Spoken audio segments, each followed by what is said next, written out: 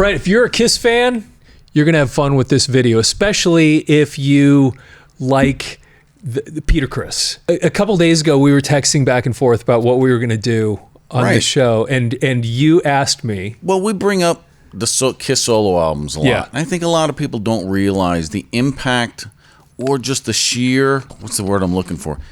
Weirdness. I think it's epic. It is, but but the whole thing, the fact that they did it is just a weird thing to do. Yeah, matter of fact, Paul Stanley talks about Eddie Van Halen calling him like, dude, why did you guys do that? And the reason they did it, the reason they did it was when they were filming Kiss Meets a Phantom of the Park, and they were at Magic Mountain. Right. Apparently, right around that time, Ace starts saying, I want to quit. Because he's kind of a free spirit. He wants to go do his own thing, wants to have freedom. Barely his at Kiss Meets a Phantom. He barely was at the that's right. He was barely in the movie. Because if you watch it, half of the time, you're in those fight scenes, you're like, that's not him. Ace can't do flips. Right? So they're like, hey, we've got an idea. You don't have to quit the band.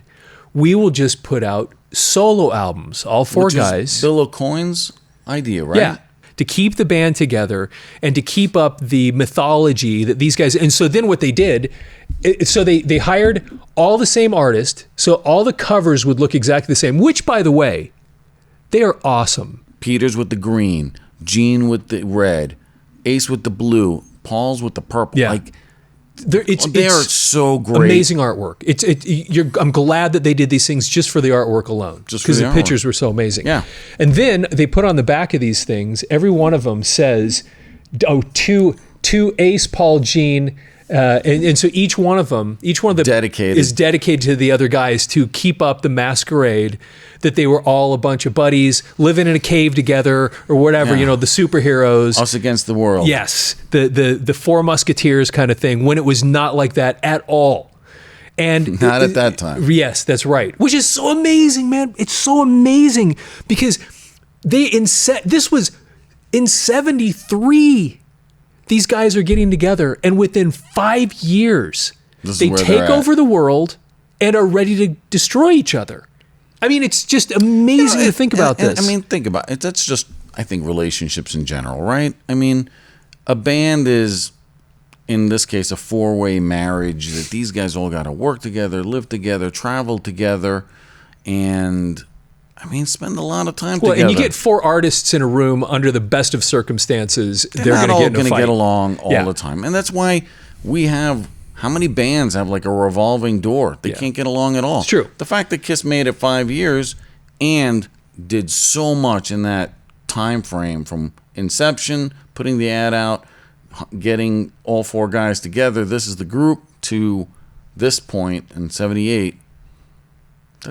They accomplished a lot. Live albums, movie, all the tours, all the albums that they'd put out. It is a lot. So anyway, so they're on the verge of breaking up, and they have this idea. We're going to put out the solo albums. And so then the four of them, they go off on their own, do their own thing. And then Ace gets to have that itch scratched, so to speak. Sure. So he can go have his little solo. And what's so kind of fascinating about that then is you look at the next studio album, which is Dynasty.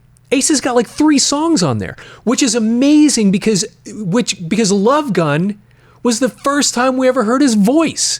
And then 2 years later, he's like a third of the album is his voice all of a sudden, or whatever, close to that. Yeah. And then it wasn't on Unmasked too. He had a few songs there. He had 3 there. So all of a sudden he's like out of his shell.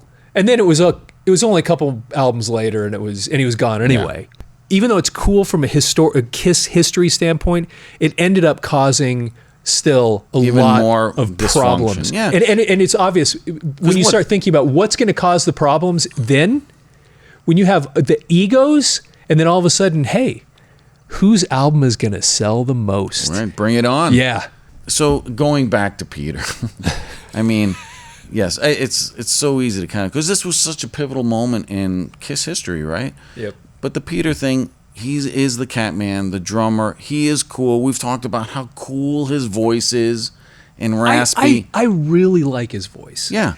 I mean, Beth, a couple albums before, huge, the biggest selling single for Kiss, right? Ever, to this day. Sung by, not Gene or Paul, Peter. Matter of fact, nobody in the band was actually in that song at all, even on the album, except for him. As we're talking about it, I'm like, what was the last time I listened to the Peter Criss album? So I put it on, and I was like, whoa. So that's when I texted you. I'm like, have you listened to this in the last while? But the thing that you mentioned first to me, though, was if I had listened to Out of Control. Yes, because I started there. Yeah, and I honestly, when you asked me that question, sincerely, I had never, ever listened to it, ever. I knew of it. So at that moment, we finished texting, and I pull it up. I'm on YouTube, and I start going through the tracks, and it's Kiss Solo Album Part 2. I think the thing I told you was it seemed like a poor man's Steely Dan. Peter Criss gets lost in the shuffle. Yeah. You know, because he left the band in 1980. I mean, Eric Carr and Eric Singer have been in the band longer than he was, years-wise. By a lot. And so, you know, he's the Catman. So I wanted to kind of give the Catman his proper due. So I listened. And, dude, it was not a good ride. So Out of Control came out at the same time as Kiss Unmasked, which, by the way, he was recording both at the same time. And I'm like, dude. Do we think he played drums on Unmasked? No. Oh, okay, I was going to say. No, that was the... Okay. No, for those of you that don't know, Peter Criss did not play drums on Unmasked.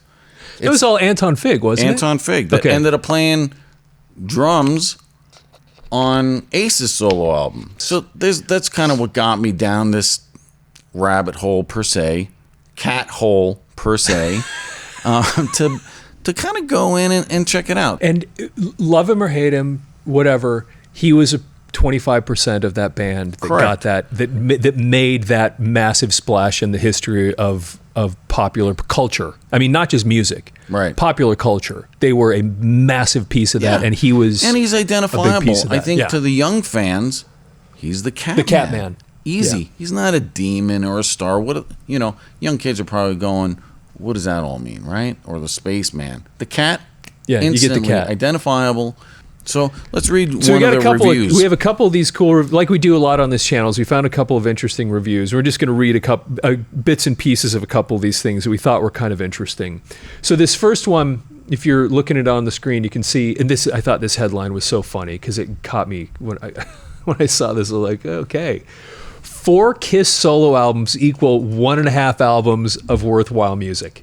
And this is from the Press and Sun Bulletin, Wednesday, November 1st, 1978. Beneath all the makeup and commercial hoopla, there really are 4 individual musicians who make up the 70s rock and roll phenomenon known as Kiss. The fact has probably not been emphasized more in the group's career than during the last month, which marked the concurrent release of solo albums by all 4 members amidst a highly commercial campaign by their record company. Considering the group's past sales record, this commercialism of packaging the albums in similar covers and releasing them at the same time shouldn't surprise many people, but inside the record jackets, along with yet more proof that is really Kiss's 4-record set connecting pieces of a Kiss wall mural, because inside these they had those posters. Yep, everybody had that cool. like cartoonish looking poster, which I don't have any of those anymore, but those were anyway. Are some rather unexpected interlocking musical statements by each soloist. When they're put together, these 4 albums represent Kiss's most diversified recorded musical statement. This diversity might translate into interesting listening throughout in some cases, but these 4 solo albums actually translate into just more than than an album and a half of worthwhile material, with the remainder turning out to be dismissible filler. Now, this is the part. Right. This is the part where it gets into why the conversation. The least significant entry is drummer Peter Criss's album. This album will be the hardest to choose a cut from to appear in the inevitable best of Kiss solo albums, an album which may be appearing on the record rack sooner than many thought, since these solo albums aren't climbing the charts in typical Kiss group fashion. Sure. Since a best of record would be obligated to include one Criss song, it would be one of the numerous variations of the Beth ballad formula spread amongst the majority of dispensable light rockers. The rockers are oversaturated with horns, which is one of the things that surprised the heck out of me when I heard this, and female choruses, musical extras which Criss's producer, Vinnie Poncia, should have known rarely work in famous foursome drummers, looking back at his work with Ringo Starr. Yeah. So now you have, and that's kind of where we get, right? So that's one of the things we want everybody watching is to kind of, if you had to pick, if you've listened to this album and you've had to pick, we're doing, and I thought there was, and I might be wrong, a best of solo albums, some sort of compilation somewhere, but let's say there isn't, and we're making our own, right? An Audio Mover best of solo albums, and we want to know your top 3 choices. Top 3 Peter Criss songs. We want to know, because I agree with him. That was hard. And then we got this other article. Yeah. That's so then they not say very kind. One other thing about Peter Criss in not this that one. That article, that review was not kind. That was pretty rough. No. To say the least. Okay. This one, Miami Herald, October 26, 1978. Peter Criss. With Peter Criss's solo disc, producer Vinnie Poncia is faced with the problem a fashion photographer sometimes encounters, namely hiding his model's flaws while trying to exaggerate the strong points. This would be fine if there were any strong points, but there aren't. Criss is Kiss's drummer, and his voice has more cracks than the San Andreas Fault. His drumming isn't exactly faultless either. What we have here is an album of songs sung by someone who can't sing. The writing itself isn't too bad. Criss did write the group's big hit Beth, but when he opens his mouth, the result is often embarrassing. On the song Hooked on Rock and Roll, the verse is, Mama told me long ago, there ain't no future in rock and roll. What can you expect from a kid who didn't listen to his mama? So he's hard on him with his voice, but the truth is, I think Peter had a really good singing voice. Yeah, but, I mean, on the stuff like Hard Luck Woman, Black Diamond. He was good. Even Beth, but you can't replicate that. I mean, it goes back to, he will always be known, the former drummer, or Kiss's original drummer. It's not a knock on him, but when you stray so far from what has made you who you are, when we put the needle to this album, we were not expecting horns. Right, yeah. I mean, and just, like you said, super soft rock. I certainly wasn't. In the middle of the Kiss You're expecting world. something rockers.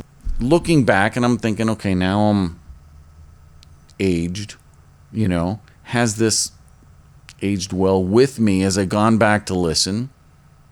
Can't really say that it really, I mean, I want to like it. You know what I mean? I would love to like it. But it's just because I'm a Kiss fan. But and you guys can kind of chime in. We want to hear, because I know that there's Peter Criss fans, as I am, but not in the solo stuff. Yeah, and that's why I even went 2 albums post this, Out of Control and Let It Rock. How many of you own or listen to that? That was one thing we were kind of talking about. How many of you out there listened to or bought? If you bought it, dude, that's yeah. We want to hear about it. He did put something out in 2007. I even listened to kind of a few tracks on that. It's the same. I sit here and I feel bad knocking him as much as I do, but the reality of it is this guy was an important part of all of it. It just so happened, and even reading Paul's solo album, the whole idea of doing the solo or his solo book, his whole idea, he realizes the whole idea of even doing the solo albums was not a good idea. If there was any moment that would prove the whole is greater than the sum of the parts, right here, boom. Yep. Maybe there's people out there that are like, dude, that was awesome. Maybe you like this kind of stuff. Yeah. And that's okay. That's why there's so many radio stations, and not everybody's got to listen to the same thing. It was great going back and listening to what this was all about. And then we will, sometime in the near future, we'll go into all these. We've got all the solo albums here. Yeah. Got all the vinyl. and we'll do some sort of fun thing with all these things. So anyway, with that, have yourself a fantastic day.